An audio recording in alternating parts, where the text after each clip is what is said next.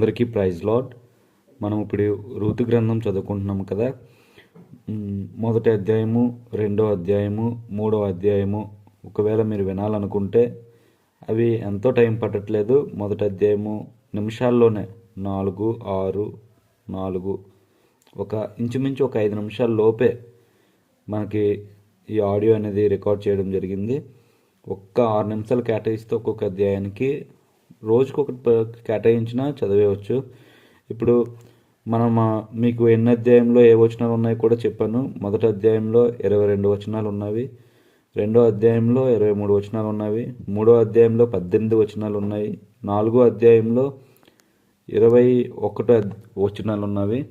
ఇప్పుడు నేను 4వ అధ్యాయం చదువుతున్నాను. మొదటి నుంచి చివరి వరకు జాగ్రత్తగా ఆలకించండి. ఒకవేళ వింటూ మీకు బైబిల్ చదవాలి అనుకుంటే మీ చేతిలో బైబిల్ ఉంటే బైబిల్ చదవండి, లేదంటే వీడియో ఓపెన్ చేశాక డిస్క్రిప్షన్లో చూస్తే మీకు మొత్తం మొదటి నుంచి చివరి వచ్చిన వరకు కూడా టెక్స్ట్ అనేది ఉంటుంది. అది చూస్తూ మీరు వినొచ్చు వీడియో. సరే, ఇప్పుడు 4వ అధ్యాయము మొదటి నుంచి చదువుకుందాం. బోయాజు పూర్వద్వారం వద్దకు పోయి అక్కడ కూర్చుండగా బోయాజు చెప్పిన బంధువుడు అహత్రోవను పోవుచుండెను కనుక బోయాజు, ఓయి, ఈ తట్టు తిరిగి ఇక్కడ కూర్చుండమని అతనిని పిలవగా అతడు వచ్చి కూర్చుండెను. బోయాజు ఆ ఊరి పెద్దలలో 10 మందిని పిలిపించుకొని అక్కడ కూర్చుండుడని చెప్పగా వారు కూర్చుండిరి. అతడు మోయాబు దేశం నుండి తిరిగి వచ్చిన నయోమి తన సహోదరుడైన ఎలీమెలునకు కలిగిన భూభాగమును అమ్మివేయుచున్నది గనుక నీవు చెవులారా వినున్నట్లు నేను ఒక సంగతిని తెలియజేయవలనని యున్నాను. ఈ పుర నివాసుల ఎదుటను నా జనుల పెద్దల ఎదుటను ఆ భూమిని సంపాదించుకొనుము. ఏమనగా దానిని విడిపించుటకు నీవు ఒప్పుకొని ఎడల విడిపింపుము, దాన్ని విడిపించనొల్లని ఎడల అది స్పష్టముగా నాతో చెప్పుము. నీవు కాక దాన్ని విడిపింపవలసిన బంధువుడెవడను లేడు, నీ తరువాతి వాడును నేనే అని బంధువునితో చెప్పాను.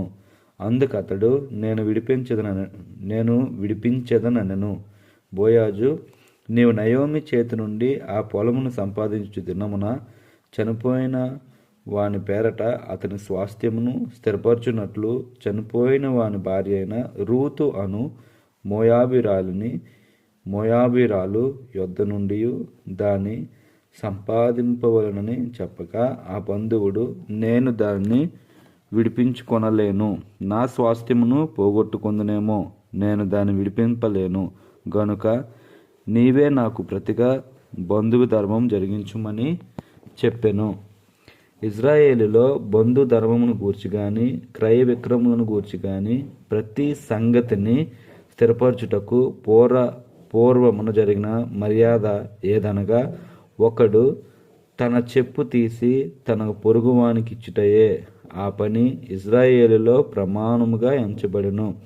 ఆ బంధువుడు, నీవు దాన్ని సంపాదించుకొనమని బోయాజుతో చెప్పి తన చెప్పు తీయగా బోయాజు ఎలీమెలెకునకు కలిగినది యావత్తును, కిలియోనుకును మహ్లోనుకును కలిగిన యావత్తును నయోమి చేతి నుండి సంపాదించుతునని నేనన్నందుకు మీరు ఈ దినమున సాక్షులై ఉన్నారు.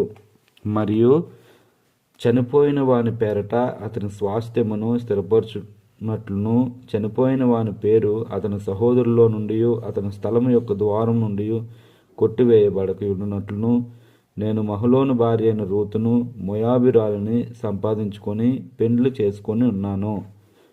చేసుకొనుచున్నాను. దీనికి మీరు ఈ దినమున సాక్షులై ఉన్నారని పెద్దలతోనూ ప్రజలందరితోనూ చెప్పెను.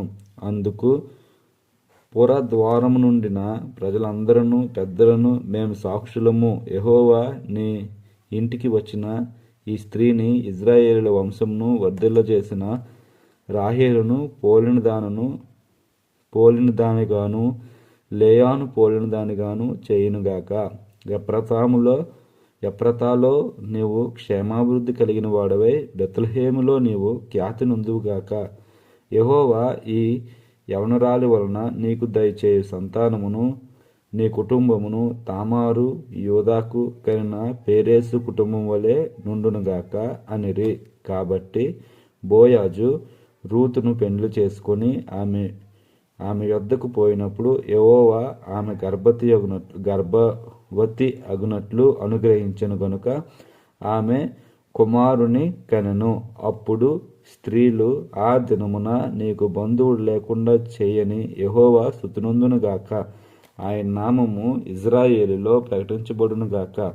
నిన్ను ప్రేమించి 7 కుమారుల కంటే నీకెక్కువగా నున్న నీ కోడలు ఇతనిని కనెను.